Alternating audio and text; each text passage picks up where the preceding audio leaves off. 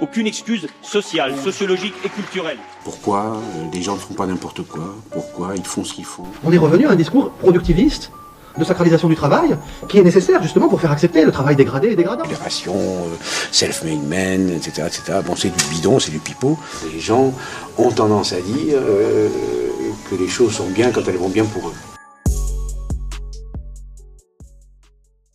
Bonjour à tous et à toutes, vous écoutez actuellement le 3e podcast de C'est à l'écoute qui traite sur les sentiments d'amour et d'amitié, en collaboration avec le Cercle culturel de philosophie de l'ULB, dont nous accueillons 2 membres aujourd'hui. Bonjour à Loïc et Ulysse. Et aux membres du CESA, nous allons faire un petit tour de table afin de nous présenter. Bonjour, Ulysse du CEFI, Cercle culturel de philosophie. Je suis très content d'être là et je me permets, vu que j'ai la parole, de dédicacer cet épisode, ce que moi je vais dire en tout cas, à Lila Rose, une très bonne amie. Voilà. Oh. Mais oui, bonjour tout le monde, moi c'est Loïc et je suis également au CEFI et étudiant en philosophie. Moi c'est Lily, je suis déjà venue sur ce podcast et je suis étudiante en sociologie et anthropologie. Et moi c'est Emma, c'est mon 2e podcast aussi avec C'est à l'écoute. Je suis étudiante aussi à l'ULB, là en master en sciences de la population et du développement. Et moi c'est Margot, je suis aussi au CESA et en études d'anthropologie et de sociologie en 3e. Alors aujourd'hui nous abordons donc les sentiments d'amour et d'amitié. En petite introduction, c'est de manière détournée et par emprunt aux autres disciplines que les sociologues se sont intéressés au sujet, en s'attachant à l'étude du lien affectif dans les rapports sociaux. Selon Pierre Grélet, qui est un sociologue et linguiste de formation, donc la sociologie semble a priori être la moins qualifiée pour parler des sentiments, souvent étudiés par la psychologie. Quelle légitimité a le sociologue pour parler d'amour et d'amitié ?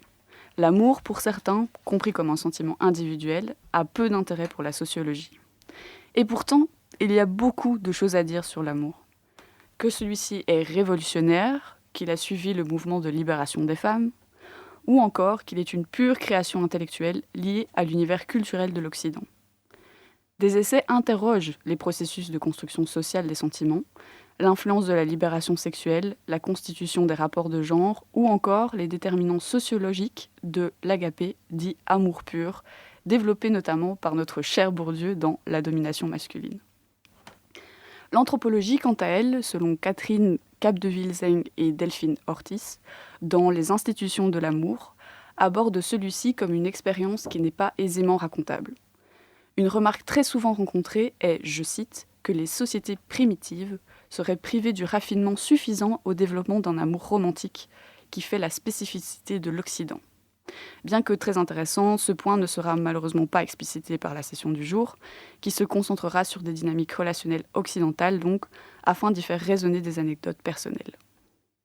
Donc pour commencer un petit peu, je sais que Ulysse, comme moi, on a lu le livre de Bell Hooks qui s'appelle « À propos d'amour ». Et moi, je trouvais intéressant d'en parler ici, pendant ce podcast, parce que elle apporte une vision un peu nouvelle aussi au concept d'amour. Et elle nous parle d'amour, pas comme simplement ce qui est de l'ordre des relations romantiques. Elle propose de voir ça un peu comme une nouvelle manière de voir, une manière de voir le monde, une éthique ou encore comme engagement politique. Et donc, en fait, oui, dans notre société, on ne nous apprend pas forcément à aimer. Pourtant, dans notre quotidien, on nous parle toujours d'amour, dans les films, dans la musique, dans les discours. Mais en fait, très peu de gens savent vraiment ce que ça veut dire.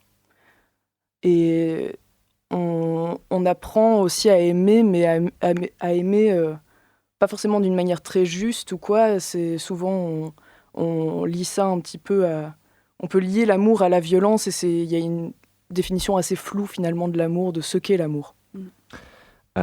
Oui, je rebondis sur ce que tu dis. Je vais lire la 4e de couverture de À propos d'amour aux éditions Divergence. Donc, ce livre définit l'amour comme un acte et non comme un sentiment. Bell Hooks démonte tous les obstacles que la culture patriarcale oppose à des relations d'amour saines et envisage un art d'aimer qui ne se résume pas au frisson de l'attraction ou à la simple tendresse. le premier chapitre s'occupe de dire que il faut définir l'amour et que la position classique de dire mais non, c'est quelque chose de plus grand, on ne peut pas le définir, c'est problématique, il faut savoir de quoi on parle. Et elle, justement, elle va citer un certain Erich Fromm qui dit « L'amour, c'est ce qu'on fait, l'amour est un acte de volonté, c'est-à-dire désir et action conjointement. Et la volonté implique aussi un choix. On n'est pas obligé d'aimer, on le décide. » Ouais, et donc c'est pas quelque chose, juste quelque chose qui nous traverse, une émotion un peu abstraite comme ça. C'est aimer, c'est une pratique active. Du coup, il faut des bases solides. Comme je sais plus c'était quoi exactement ce qu'elle disait, mais c'était il faut de la confiance, du respect, c'est la responsabilité, l'honnêteté, la bienveillance. Et du coup, tout ça, c'est des pratiques concrètes, mais qui sont rendues pas forcément possibles dans un système, dans une société patriarcale comme la nôtre. Oui, et je rajouterais aussi qu'il y a une dimension très spirituelle. Donc, Bell Hooks, pour le contexte, c'est une écrivaine afroféministe américaine qui est très empreinte de christianisme, ou en tout cas du message d'amour de Jésus, et c'est quelque chose qui est très important dans ses œuvres, et c'est, on va dire, une boussole, c'est à ça qu'elle appelle finalement, on va dire. Et je lis alors sa définition qu'elle propose. Lorsqu'on comprend l'amour comme la volonté de nourrir sa propre croissance spirituelle, ainsi que celle d'autrui, il devient clair qu'on ne peut pas à la fois aimer une personne et se montrer blessant et maltraitant. L'amour et la maltraitance ne peuvent coexister. Donc elle définit vraiment l'amour comme la volonté d'une croissance spirituelle, pas seulement de soi, mais aussi de l'autre. Ça, c'est vraiment hyper important, mais c'est quelque chose qui peut difficilement être mis en pratique, justement, dans... Enfin, les hommes sont socialisés en général à fuir l'intimité, à dominer. On leur apprend très tôt à pas montrer leurs émotions et de rester dans un certain contrôle de leur vie. Et du coup, aimer, pour les hommes, ça représente comme une menace aussi à ce qu'ils sont, à leur masculinité. Et les femmes, à l'inverse quasiment, elles sont socialisées plutôt... à aimer sans retour, à se sacrifier, à tolérer l'absence de réciprocité, ou voire à normaliser la violence même. Et du coup, c'est quelque chose qui fausse totalement l'expérience de l'amour. Et c'est... Justement, je trouvais hyper intéressant aussi que dans ce bouquin, il y ait tout un aspect où ça lie l'intime à la politique. Et il n'y a pas justement quelque chose qui submerge l'autre non plus. Et du coup, il y a tout un aspect politique là-bas dans ce bouquin qui est vraiment chouette, et du coup qu'il faut réapprendre à aimer, et que ça devient une forme de résistance aussi à tout ce système patriarcal et capitaliste également. Oui, je me permets de dire qu'elle a écrit un livre qui s'appelle La volonté de changer, où elle prend le parti pris de s'adresser aux hommes et de leur expliquer ce qu'ils perdent en s'éloignant de leurs émotions, en se rendant viril, en fait, en acceptant les dictats du patriarcat. Et c'est un livre qui m'a marqué personnellement, qui est très bien écrit, qui est très bien fait, qui fait bien sentir ce qu'on perd. Moi, je fais une petite transition sur le chapitre 5 qui s'appelle, à propos d'amour, qui s'appelle « La spiritualité, divin amour », où elle parle justement, et ça fait lien avec ce que tu disais, une culture qui se meurt de manque d'amour ne peut être ressuscitée que par un éveil spirituel, justement, dont l'amour serait la boussole. Ouais, donc il y a quand même l'idée qui n'est pas juste une vague utopie ou quoi, elle propose quand même quelque chose qui est réalisable, quoi, et c'est une société où on apprendrait dès l'enfance à aimer justement, à se connaître soi-même, à communiquer sans violence, et que ça permettrait, de... Allez, c'est quasiment une proposition politique, en fait. Du coup, c'est de commencer par les relations du quotidien, de faire attention à comment on écoute les gens et comment on agit avec les autres, et que ça serait tellement bénéfique, plus pour nous, pour le bien vivre ensemble. Donc ça concerne toutes les formes d'amour et aussi l'amitié, en tout cas comme l'amitié véritable, qui est un espace d'amour sincère, équitable et libérateur, il me semble. Et elle insiste beaucoup sur le fait qu'on valorise pas assez l'amitié, alors que Ça peut être, c'est le lieu de relations beaucoup plus stables et nourrissantes, et je pense qu'on en reparlera quand même pas mal après de cet aspect-là, mais on en parle un peu. Bien sûr, et je pense qu'on peut insister sur un point, c'est qu'elle insiste bien sur la pratique de l'amour, et donc il ne s'agit pas ici de faire de la théorie et de dire ce qu'est l'amour au fond, mais plutôt de proposer une éthique de l'amour, une pratique de l'amour qui soit réelle, quoi. Donc l'écoute, le soutien, le travail émotionnel, le service, etc. C'est hyper intéressant parce que l'idée d'aborder en tout cas l'amour comme une pratique, je la trouve méga belle. Et en même temps, je vais évidemment les ramener, mais si on retire un peu la poussière de certains livres, qu'on retourne plus de 2000 ans en arrière, on se rend compte que certaines distinctions ont déjà été faites. Et ces distinctions, même si elles peuvent se voir en théorie, je pense qu'elles permettent de comprendre aussi quelles pratiques on a et quelles questions on se posait. Et on verra justement que la question de l'amitié, notamment, a déjà été développée par Aristote lui-même. Et du coup, qu'est-ce qu'ils faisaient à l'Antiquité ? C'est relativement simple, ils avaient déjà 4 mots pour parler de l'amour. Donc le premier mot, c'est la storgé, qu'on définira très rapidement. Et on a une qui est beaucoup plus connue aujourd'hui, c'est l'éros, où on a le mot érotique qui vient très très vite. Et ensuite, on a l'agapé, qui a été mentionné au tout début par Emma. Et enfin, la philia, qui est ce qui se rapproche le plus de l'amitié. Du coup, je vais commencer par la première, pour avoir un peu une idée de ce à quoi pensaient les Antiques. Il faut savoir que la storgé est la première forme d'amour qui apparaît dans les écrits. Donc vous savez qu'on a les philosophes, les socratiques, puis parfois les pré-socratiques. Donc on arrive au 5e siècle avant Jésus-Christ presque. Et on va dire des choses qui ont finalement travaillé tous les philosophes de l'époque. À Athènes, c'était aussi les grands récits. Donc on a l'Odyssée d'Homère, on a aussi l'Énéide de Virgile. Et c'est là qu'apparaît cette première forme d'amour, qui est tout simplement un amour familial, un lien presque naturel, instinctif. C'est celui qui va lier les parents aux enfants, mais aussi les membres d'un même clan, d'une même tribu. Et ce qui est intéressant dans cette forme d'amour qu'il distingue déjà, c'est que ce n'est pas un amour conscient, choisi, c'est une relation de proximité qui s'impose à nous. On peut imaginer par exemple l'amour que porte un nouveau-né envers ses parents, qui avant même d'être conscient est déjà lié physiquement à sa famille. Et donc ça, c'est vraiment la première forme d'amour qui est développée. Mais évidemment, pour nos sociétés contemporaines, on va parfois remettre en question cet amour en disant, par exemple, l'éros est vraiment omniprésent partout. Et donc l'éros, que vous connaissez peut-être, est d'abord et avant tout un dieu. C'est un dieu dans la mythologie grecque, ou plutôt entre dieu et entre hommes. On va plutôt parler de daimon, démon, sans toute la teneur chrétienne de quelque chose de mal. Et Eros, c'est qui ? C'est le fils d'Aphrodite et de Poros. Aphrodite, on la connaît, hein.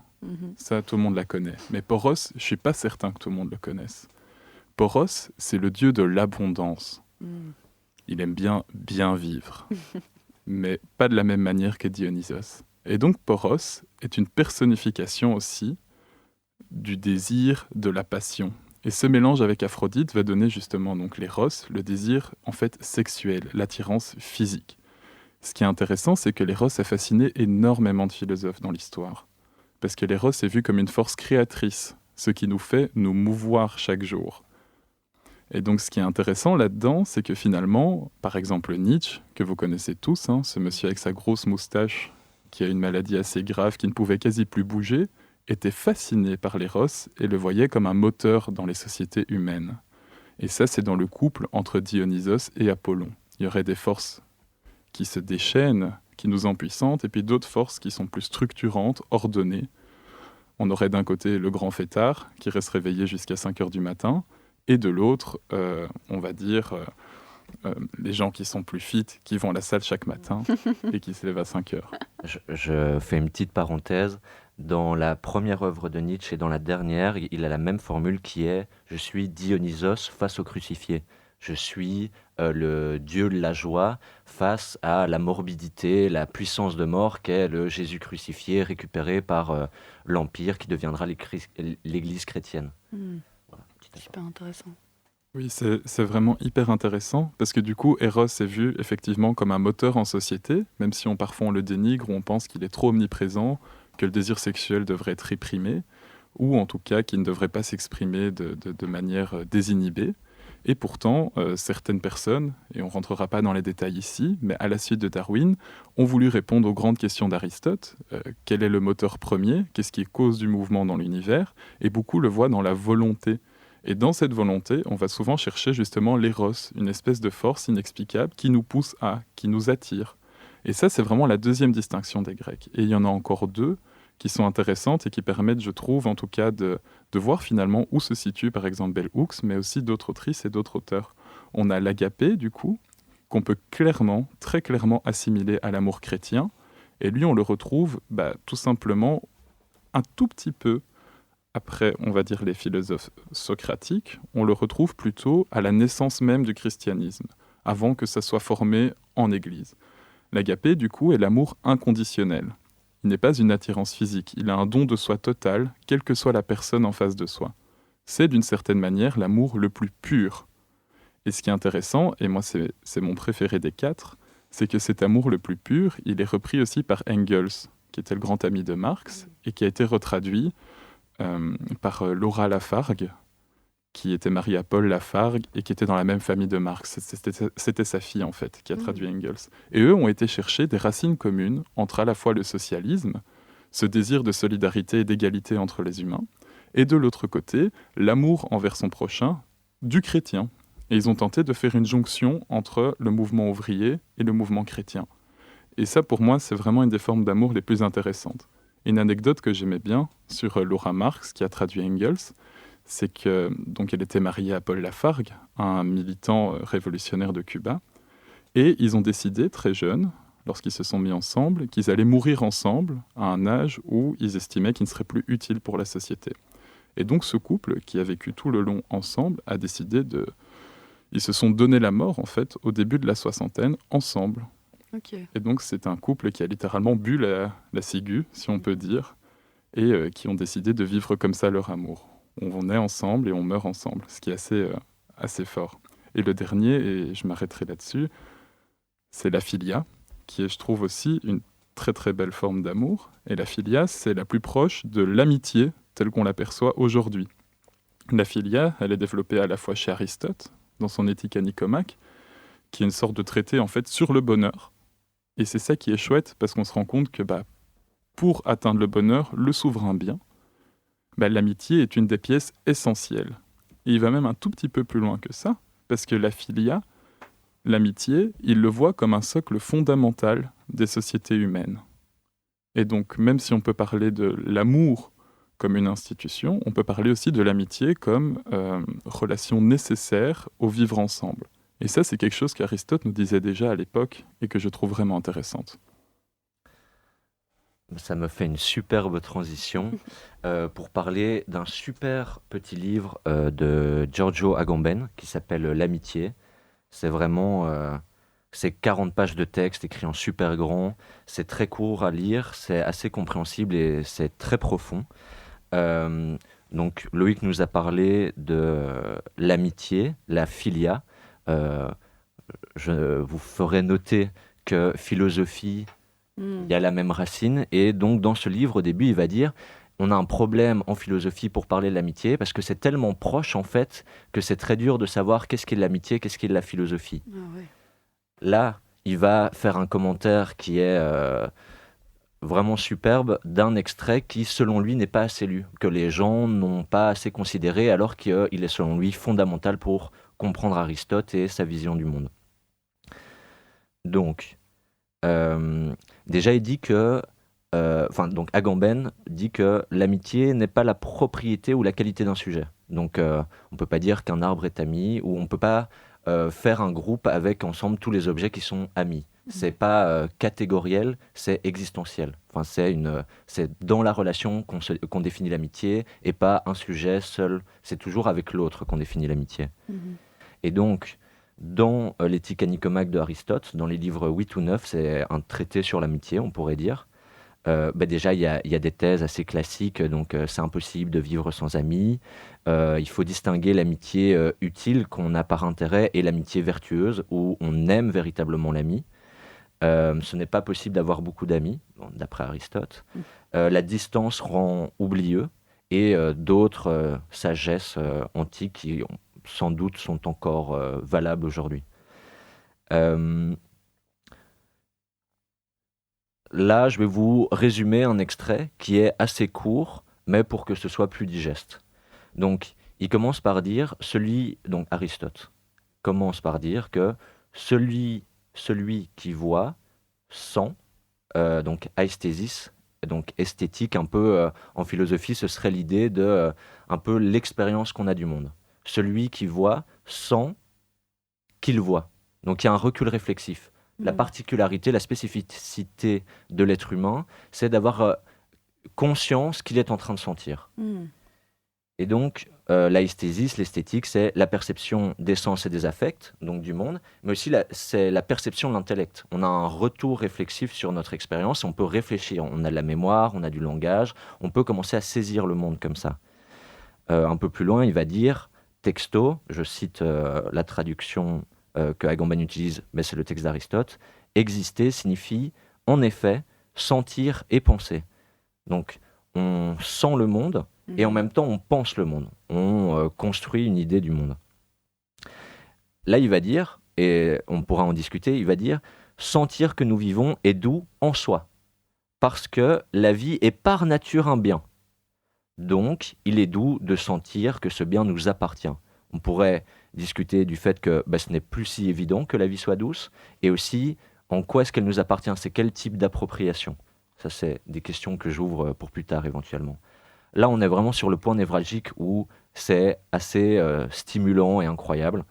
C'est en consentant, donc cum avec, sentant. Donc en sentant avec, on éprouve la douceur du bien en soi. En fait, on a besoin de sentir avec un autre, avec une autre, pour éprouver la douceur de la vie. Seul, ce ne serait pas possible. Et là, on a une définition de l'amitié, ou plutôt de l'ami. Il dit « l'ami est en effet un autre soi-même, un hétéros autos ». Donc en fait, l'ami n'est pas une altérité. Enfin, c'est une altérité, mais c'est un autre moi-même. C'est un autre soi. Donc c'est pas un autre sujet avec qui je ne peux pas raccrocher, c'est un autre moi. Et on verra les conclusions ontologiques et politiques dans quelques instants. Donc l'idée, une fois qu'on a posé ça, c'est de dire il faut consentir que l'ami existe. Il faut, et en fait ça anticipe la reconnaissance, la lutte pour la reconnaissance dont Hegel parlera plus tard. Il faut consentir au fait que l'ami existe. Et comment ça arrive ? Ça arrive quand on vit ensemble et qu'on partage des actions et des pensées. Donc là, on peut vraiment voir une injonction à refuser la séparation sociale du travail, la séparation des gens. Il y a vraiment l'idée de il faut qu'on se rencontre, il faut qu'on se confronte pour finalement consentir ensemble. Et donc consentir dans le sens vraiment de l'esthétique de on ait des perspectives sur le monde et personne de nous n'a finalement la vérité, mais c'est ensemble par un partage des actions et des pensées qu'on va créer un monde commun, une communauté. Là, je vais vous lire la conclusion la fin du passage qu'il commente. Donc c'est Aristote. L'amitié est en effet une communauté, et comme il en est pour soi-même, il en va aussi pour l'ami. Et tout comme par rapport à soi, la sensation d'exister est désirable, ainsi, il en ira pour l'ami. Avec l'idée que si l'ami vit bien, moi aussi je vivrai bien, parce que l'ami est un autre moi-même. Donc si mon autre moi-même vit bien, moi aussi. Ça fait écho avec la gazonnerie, non ? Aussi, tous ces trucs il faut créer des ministères de l'amitié. Enfin, moi, j'ai pas lu le bouquin. Je pense que tu vas en parler, ça. Oui, donc je suis complètement d'accord. Donc la question de l'amitié, déjà, ça me rappelle en fait un auteur qu'on connaît peut-être tous et toutes ici, mais Marcel Mauss, donc, qui a fait son fameux essai sur le don. Il y a l'idée vraiment de donner, recevoir et rendre. Et ce qui remarquait Marcel Mauss, si je me souviens bien, n'hésitez pas à me corriger, c'est qu'il y avait un peu une espèce de constante universelle en fait chez l'homme, c'était que la logique du don régissait les rapports entre différentes tribus. Et donc cette idée du don, je la vois beaucoup, enfin je pense, dans l'amitié, c'est-à-dire que ce qui est bon pour la personne en face de moi devient bon pour moi. Et ce serait presque l'opposé finalement d'une relation avec intérêt. Et ça, c'est quelque chose que je trouve assez incroyable. Parce que du coup, la spirale de don, c'est le cœur d'un système social où je suis heureux lorsque je donne à l'autre en sachant qu'à un moment, je ne sais pas quand et pas exactement, je recevrai aussi en retour un don. À l'opposé, on a plutôt la logique marchande qui est je donne, mais je cherche un intérêt derrière et j'aimerais récupérer. Ou plutôt, je ne donne pas, je prête. Et donc c'est vrai que ça fait aussi penser à la gannerie. Et je ne sais pas combien on est à l'avoir lu ici, mais Geoffroy de la Gannerie, ce qui est chouette, c'est que il nous réunit en fait tous et toutes, parce qu'il était à la fois sociologue et à la fois philosophe. C'est vrai. Et du coup, ça c'est le point qui est chouette, parce que ça lui permet à la fois de parler, on va dire, de manière un peu abstraite avec des grandes phrases, et puis de l'autre, de faire quand même des constats un peu plus concrets. Geoffroy de la Gannerie, il a écrit un super bouquin qui est en fait une éloge de l'amitié et qui fait écho tout simplement à sa manière de vivre que lui-même et ses amis estiment comme dans les marges, ou en tout cas en dehors du normal. Geoffroy, il est très proche de Didier Ribon et de Édouard Louis. Didier Ribon, qui est un des grands experts sur Michel Foucault en fait à Paris, et je pense que c'est un des plus compétents aujourd'hui sur Terre. Et Édouard Louis, qui m'a énormément marqué. Je ne sais pas si vous l'avez lu, mais il parle beaucoup de son passage, en fait, de sa transformation sociale, de petit garçon de campagne qui découvre son homosexualité à un universitaire qui passe par Paris, quoi. Et donc ça, ces trois personnes, en fait, sont extrêmement proches et estiment que leurs liens d'amitié sont plus forts que le couple, plus forts que la famille. Et donc, ils mettent la philia devant en fait l'éros, ils mettent la philia devant la storgé, ils disent vraiment c'est ce qui fonde finalement nos relations. Et la Gannerie, en fait, ils souhaitent, comme ça a été dit tout à l'heure par Lélie, une société où le ciment, où les ministères seraient tout simplement des mystères de l'amitié. Parce que la famille, en fait, il l'aime pas, Geoffroy. Il n'aime pas la famille parce qu'il pense que ça génère en fait des structures patriarcales, que ça norme nos comportements, qui justifie par après des rapports de force et nous empêche en fait de nous regrouper entre personnes qui s'apprécient réellement. Et c'est ça en fait son problème. Son problème avec la famille, c'est que le lien, comme on disait à la naissance avec l'enfant tout à l'heure, qui est quasi biologique, appris depuis le plus jeune âge, en fait est un lien qui nous empêche de nous regrouper par affinité. Je me permets de faire un lien entre la Gannerie et Jésus. Parce que dans l'évangile de Matthieu, je me base sur le livre de Pacôme Thielman, La victoire de son roi, il dit, donc Pacôme Thielman dit, Jésus n'est pas intéressé à la famille, il a méprisé les liens biologiques et annoncé leur destruction. Et là, je cite l'évangile de Matthieu, la parole de Jésus, je prêche. Je suis venu mettre la division entre l'homme et son père, entre la fille et sa mère, entre la belle-fille et sa belle-mère, et l'homme aura pour ennemi les gens de sa maison. Oui, c'est vraiment pas mal. Moi, je ne sais pas trop ce que vous en pensez. Moi, je pense que Pacôme, il fait un peu... Mais ça va être le truc de philosophe que j'ai mis tantôt. Il se trompe entre philia et agapé, par exemple. Et pourquoi ? Parce que je me suis posé la question, en fait. Geoffroy, c'est un universitaire. Même s'il est en survêt Lacoste et training Adidas, ça reste un universitaire. Donc, il a connaissance quand même du lien entre socialisme et christianisme. Alors, pourquoi est-ce qu'il nous parle d'amitié, de philia, plutôt que de cet amour inconditionnel chrétien? Et moi, je pense que ce que la Gannerie veut faire, c'est qu'il aime bien les solutions concrètes, les solutions pratiques.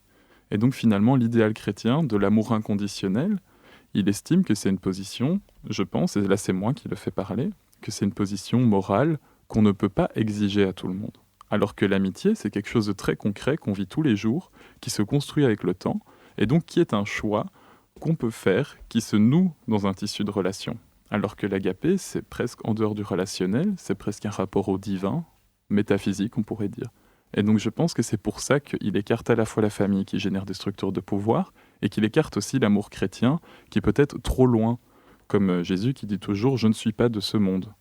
Et je pense que c'est ça qui, lui, le chiffonne.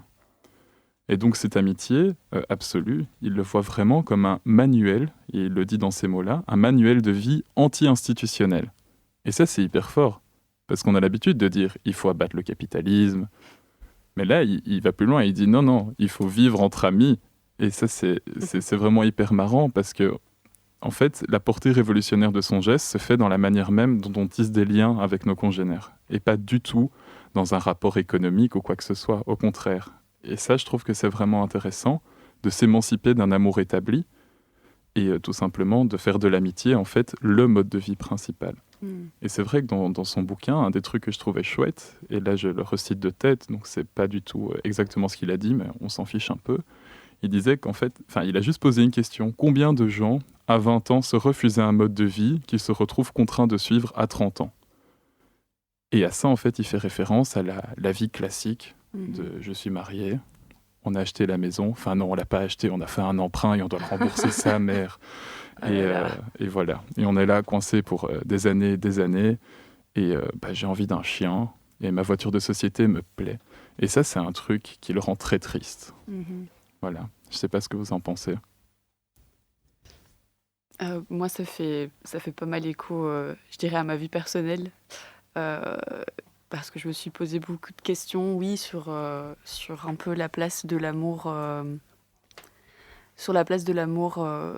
dans ma vie, et un peu justement essayer de le décentraliser, ou en tout cas ne plus y apporter autant d'importance que ce que la société aimerait. Et du coup, je me suis vraiment demandé, mais alors, est-ce que l'amitié ne serait pas la solution, en fait? Est-ce que j'aurais pas envie de plutôt mettre mes amis au centre? Et en fait, au final, parce que voilà, on est quand même conditionné, donc quand même recevoir de l'amour unique dans une relation exclusive, monogame, voilà, c'est quelque chose de réconfortant. Mais alors, de plutôt mettre mes amis peut-être au même niveau, en fait, et de ne pas du tout donner... Enfin oui, d'être plutôt sur... sur quelque chose d'équitable plutôt que d'être dans un schéma hiérarchique où on met le couple en premier et puis les amis ensuite. Et le souci que je rencontre actuellement, c'est que mes amis ne pensent pas de la même manière. Donc au final, eux priorisent le couple. Donc moi, je me retrouve un peu toute seule. Mais j'ai l'impression qu'il y a quelque chose à creuser très clairement là-dedans. Donc ça me réconforte de voir que d'autres personnes pensent comme ça. Parce que c'est clairement un schéma alternatif qui pourrait rendre les gens plus heureux, en fait. Moi, j'ai une question à te poser, du coup. Et si on faisait de l'amitié, de la philia, notre amour idéal? Et si plutôt que de penser l'amour romantique avec tous ces schémas de domination et tous les problèmes dont il est chargé, si on se disait, mais non, mais en fait, c'est dans l'amitié où je suis l'égal de mon ami, c'est cet amour-là que je veux reproduire et qui peut finalement venir rayonner sur le couple classique. Mais de prendre ça comme base, voilà, c'est la question que je te pose. Est-ce que c'est pas une voie qu'on pourrait explorer? Si, carrément même, je pense que, enfin, en tout cas d'un point de vue très personnel, moi, je sens qu'il y a quelque chose à faire avec ça, quoi. Maintenant, c'est vraiment de la déconstruction. Parce que c'est des schémas qui sont très ancrés depuis des générations, hein, les dessins animés Disney, voilà, la représentation du couple, de la famille. Très nucléaire aussi, hein, c'est ça qui est pas mal problématique, j'ai l'impression, avec cette idée voilà, du couple, des deux enfants, du chien, de la maison, de la voiture. Et moi, personnellement, c'est quelque chose que ma maman a très fort cassé, en fait. Enfin, elle s'est rendue compte que c'était pas comme ça qu'elle voulait vivre.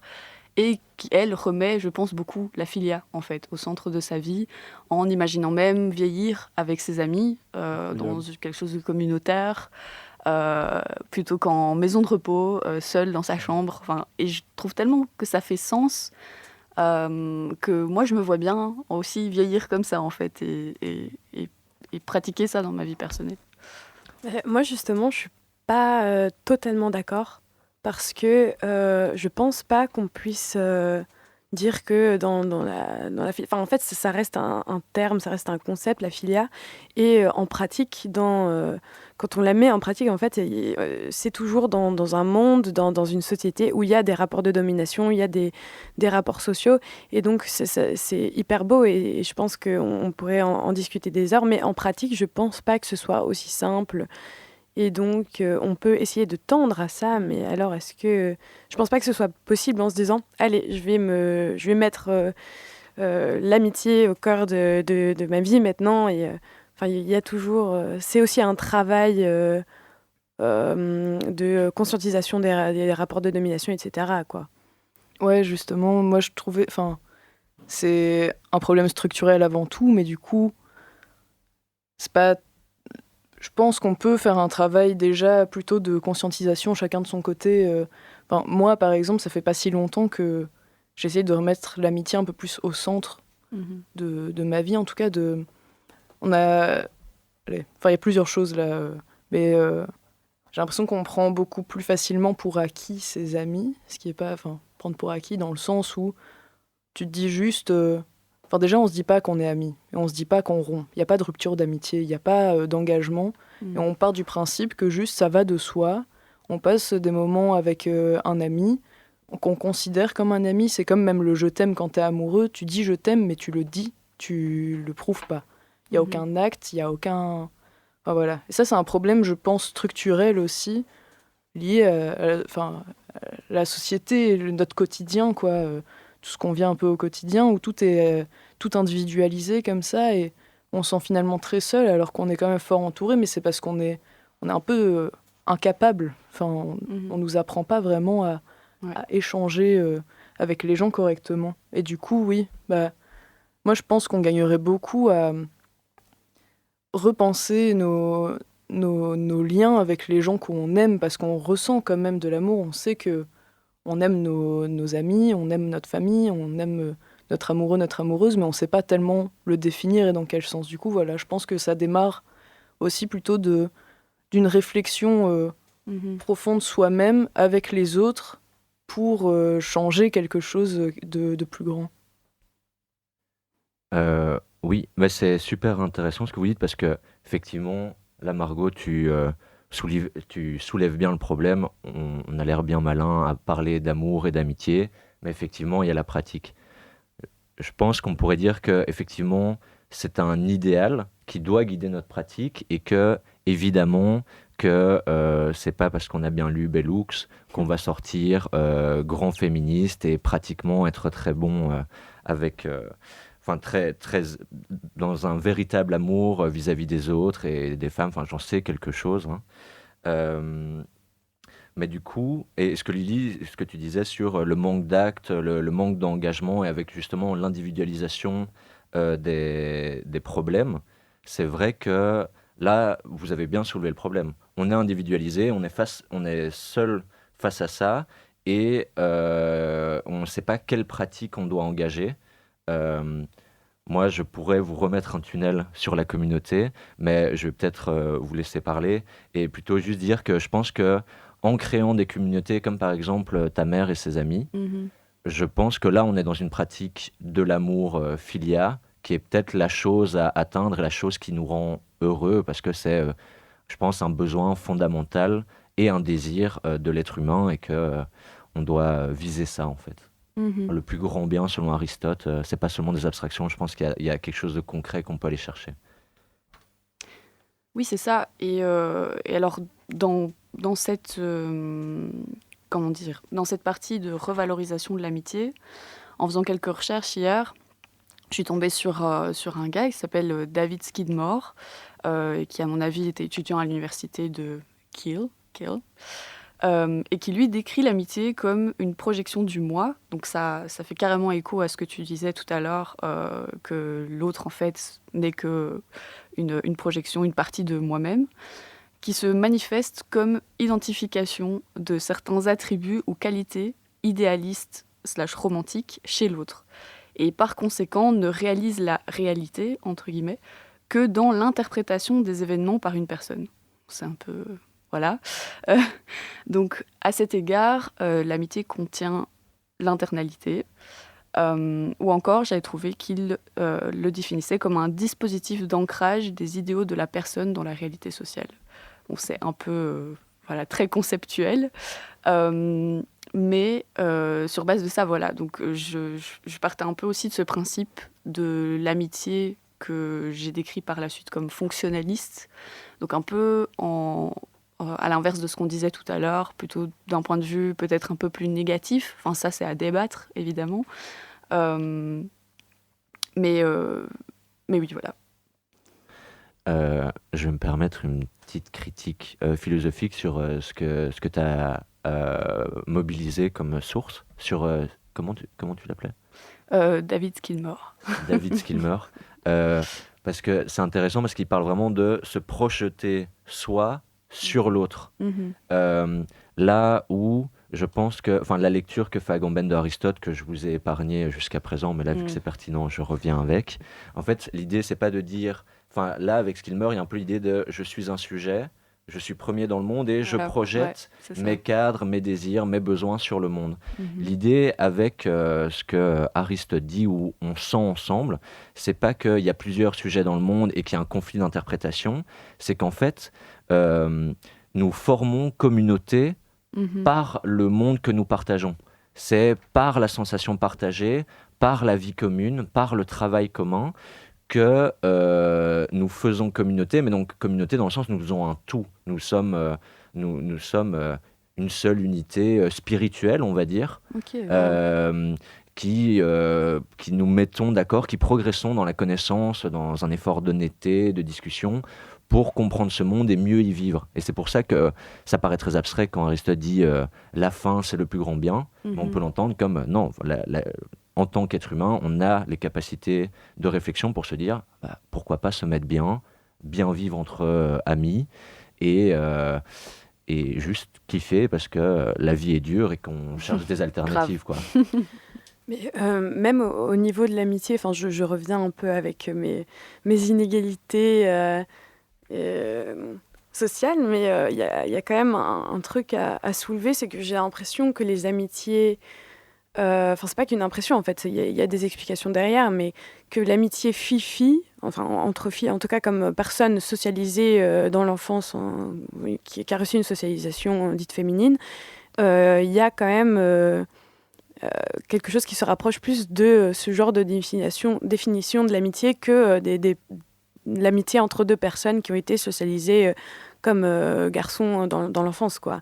Il y a quand même tout des dynamiques autour de tout ça par rapport à la socialisation genrée, le fait qu'on n'encourage pas les garçons à être vulnérables, à exprimer leurs émotions, alors que c'est quelque chose de fondamental pour créer vraiment une amitié profonde et pouvoir partager ses sentiments, etc.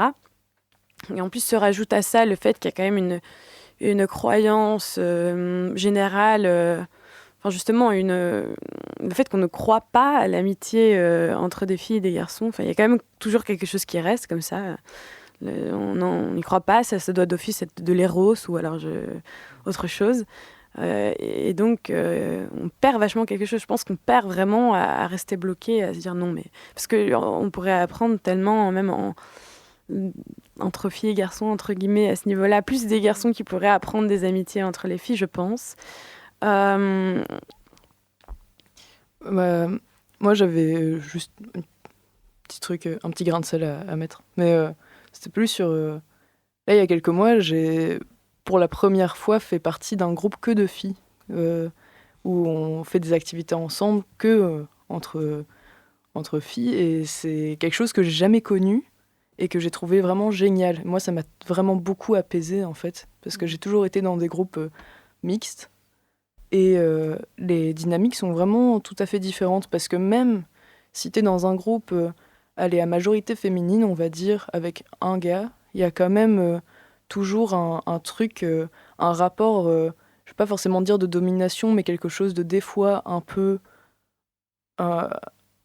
ouais, il y a quand même toujours des inégalités au sein même d'un groupe d'amis comme ça. Alors que là, l'expérience que j'ai eue avec avec ce groupe, du coup, un peu en non-mixité choisie, on va dire.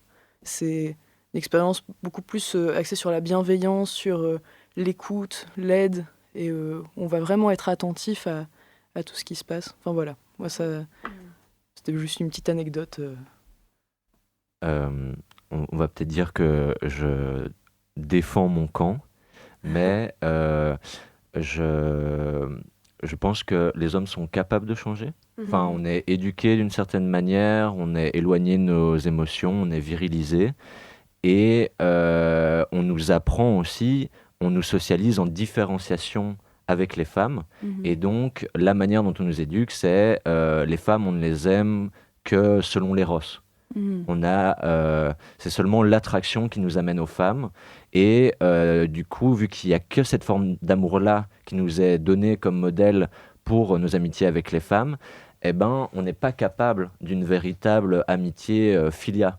On est tout le temps dans une espèce de rapport de séduction avec toute la domination qui vient derrière, et on n'a pas on est éduqué, et on prend notre, enfin, il faut qu'on prenne notre responsabilité personnelle aussi, mais on est éduqué d'une manière qui nous pousse à voir les femmes seulement comme des objets de désir et pas comme des amis avec qui on peut sentir ensemble, sentir avec.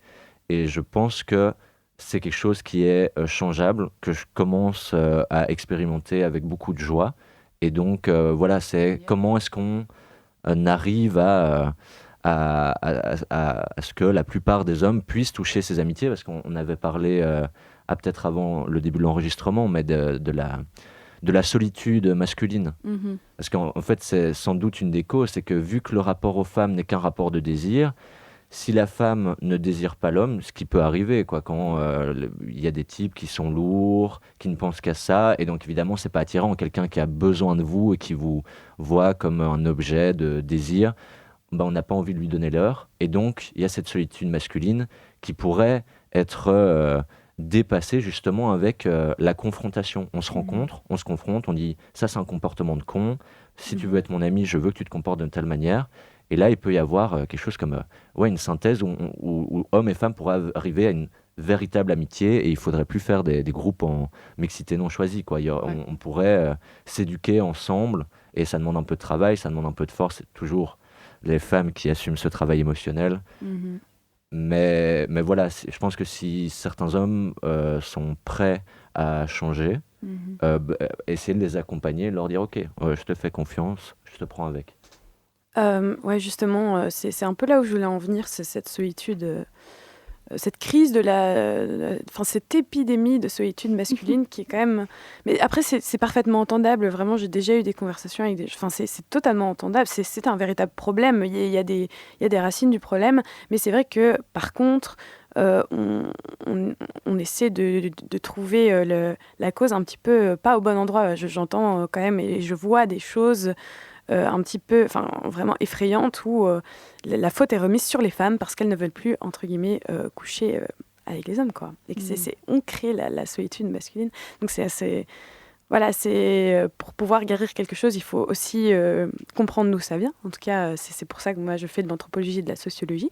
Et donc, c'est important à souligner. Et alors, tu parlais de travail émotionnel. Effectivement, c'est une auteure, Hochschild, Arlie Hochschild, qui en parle de ce travail émotionnel. Elle en parle dans le contexte de travail rémunéré, donc de emotional labor, mais elle parle aussi de emotional work. Et alors ça, ce sera plutôt dans la vie privée. Et alors, c'est ce qu'on peut vraiment retrouver dans des couples plutôt hétérosexuels en général. C'est cette inégalité, ce travail émotionnel qui est souvent, voire toujours donné très inégalement par la femme, fourni. Et ça, c'est quand même très intéressant et à tenir en considération, même, je pense... qu'on pourrait appliquer ce travail émotionnel même dans nos relations d'amitié, qu'il faut faire attention. Là, on en parlait avec le fait que c'est si apaisant d'être entre amis filles, mis eux, mais parce que je pense qu'il n'y a juste pas ce travail émotionnel. En tout cas, cette charge est tellement bien répartie, équitablement, qu'en fait, c'en est apaisant. Et que dans les relations mixtes, effectivement, t'as quand même une charge, quoi. Tu dois aller vers ton copain pour lui dire, écoute, qu'est-ce qui se passe? Ok, on va trouver une solution. Enfin, il y a quand même ce truc inégal, toujours, effectivement. Mhm.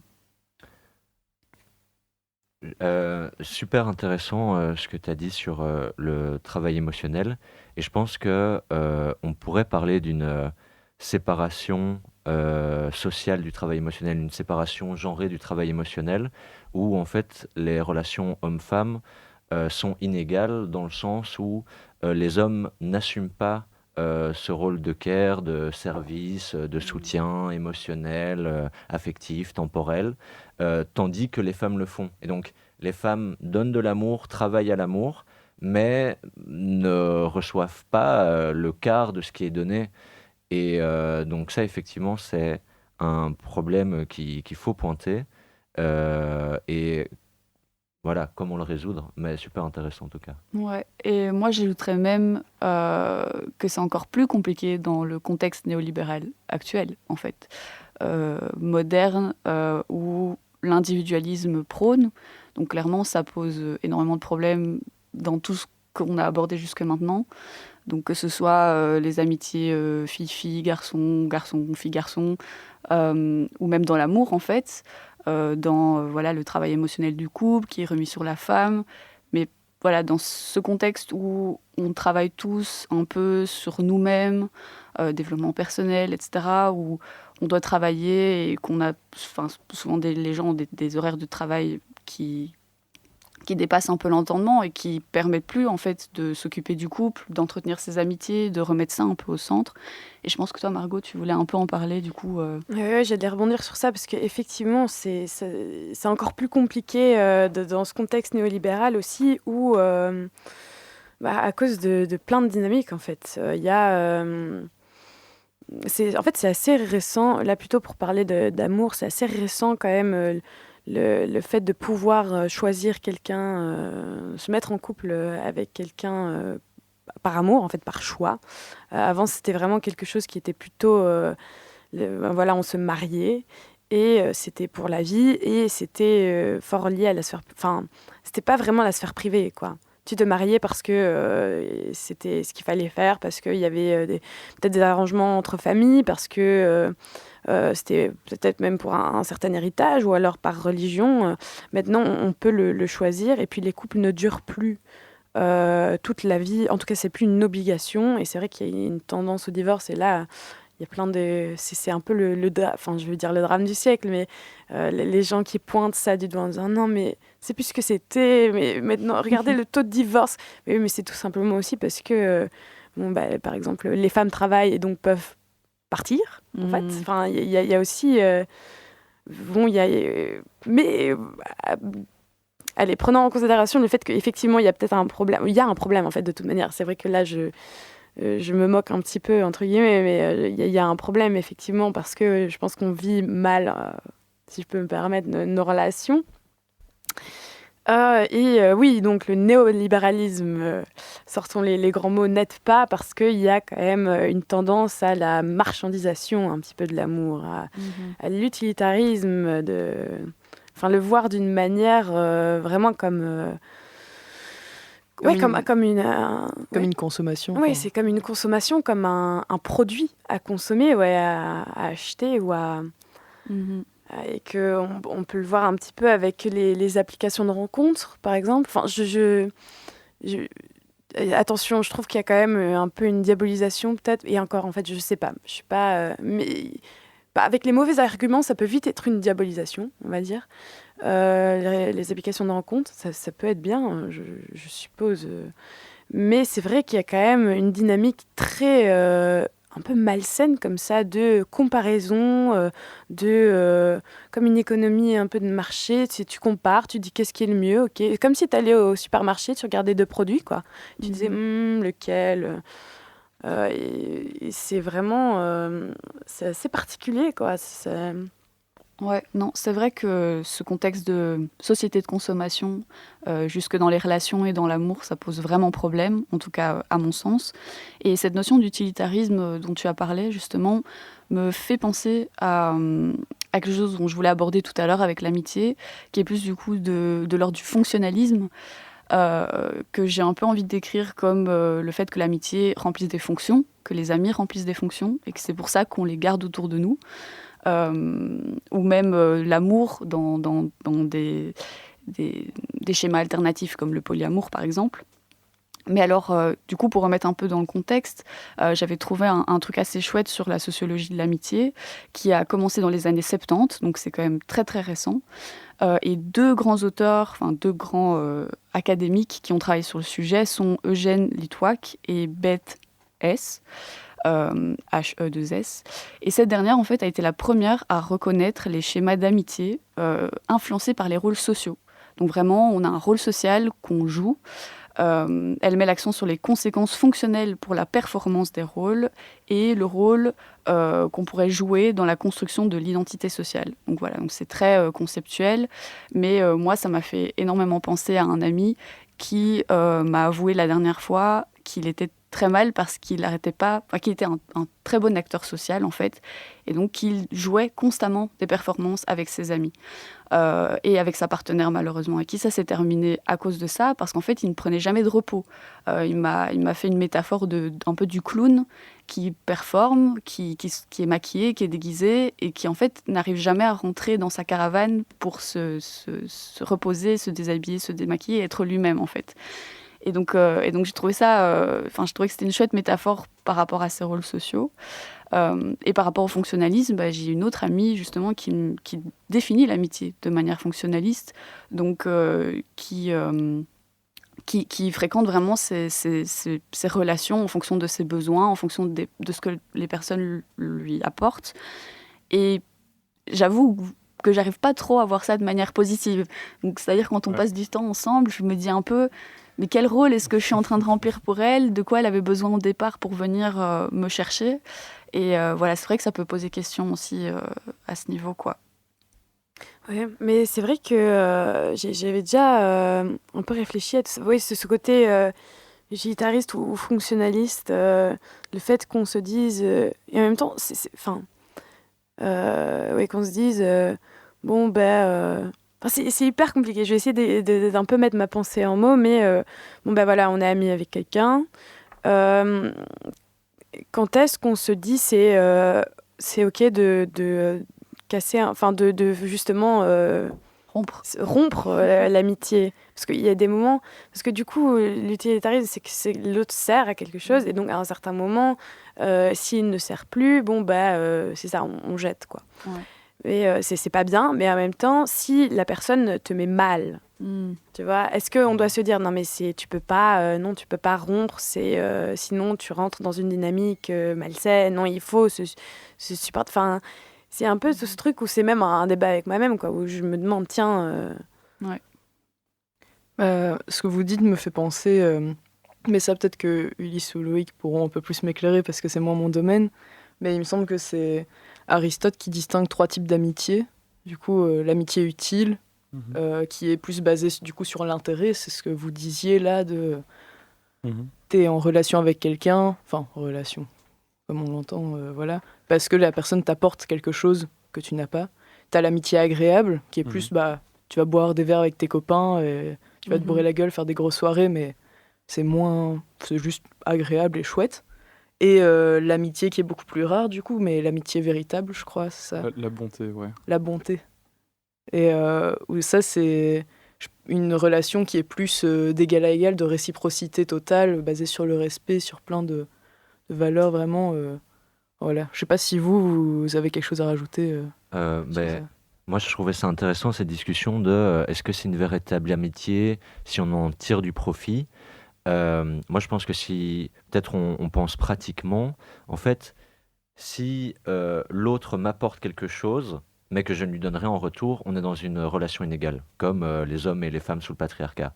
Par contre, il faut le rappeler, par contre, si l'autre, mon ami, l'autre moi-même, m'apporte quelque chose et que moi, en retour, je lui apporte quelque chose, qu'en fait, on n'est pas dans une relation, on est des dominants ensemble, on se check, mais plutôt dans je te rends service, tu me rends service. On est tous les deux les serviteurs de l'autre. Il n'y a pas de domination et de servitude. Il y a deux serviteurs qui s'aident l'un l'autre, qui se soutiennent et qui se poussent vers le haut.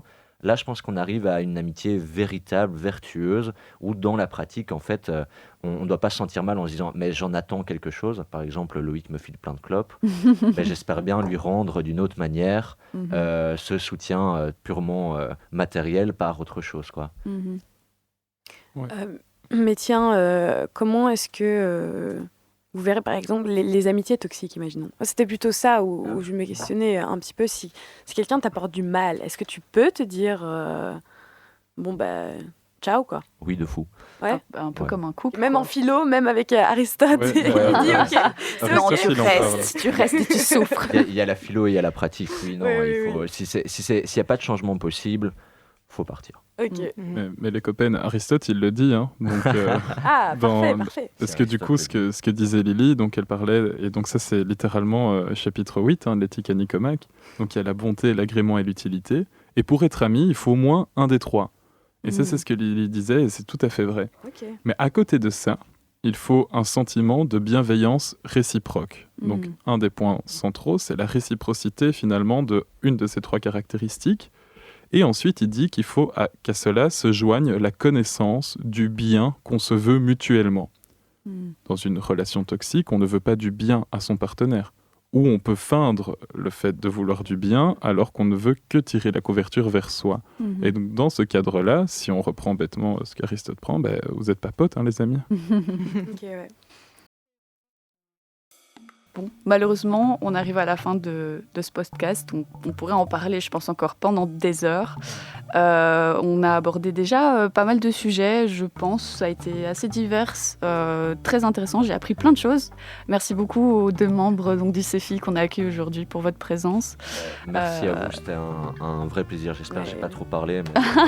Non, On parle c'était jamais super, trop, on parle ouais, jamais c'est ça. trop. Il y avait encore tellement de choses à dire en vrai. C'est ça, exactement. Mais alors pour terminer peut-être sur une petite note constructive, on a rassemblé quelques œuvres, que ce soit des podcasts ou des livres encore, à vous proposer donc.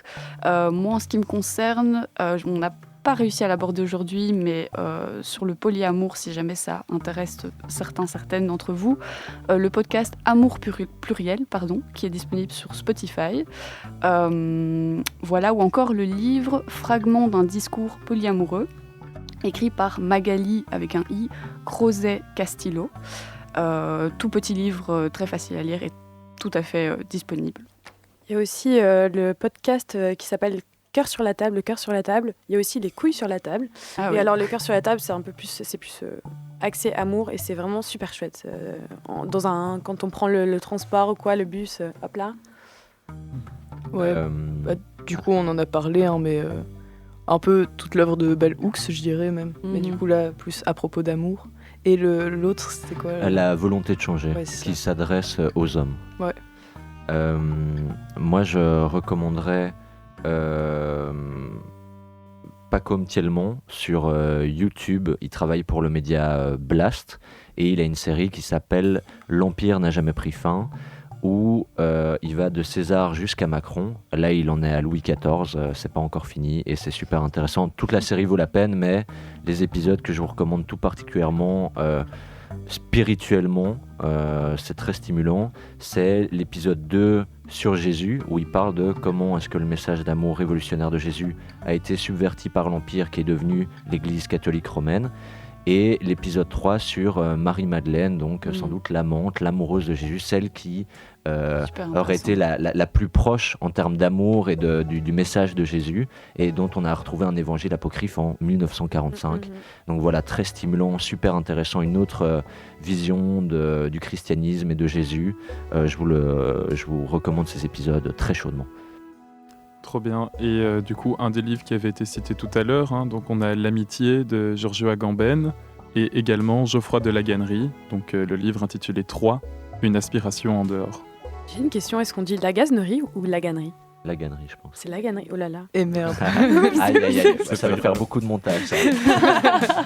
Mais même dans la vie réelle, là, c'est même plus possible de faire le montage. Et ben voilà, merci les petits potes, trop bien. Et Merci à vous. Et merci à Radio Campus encore de Ouais. prêter leurs locaux aussi. Et à Nicolas pour la technique. Et au Prési qui Merci, le était Prési. là pour nous aider. Donc voilà, c'était le César et le Céfi. Gros bisous. Au revoir à tous. Au revoir. Ouais. Ouais. C'est trop gentil. Mais franchement, on aurait pu rester là toute une journée. Hein. Ah mais trop court. Mais ouais, Ah ouais, je suis frustré de fou là. Trop de pas cool. faire- Oui.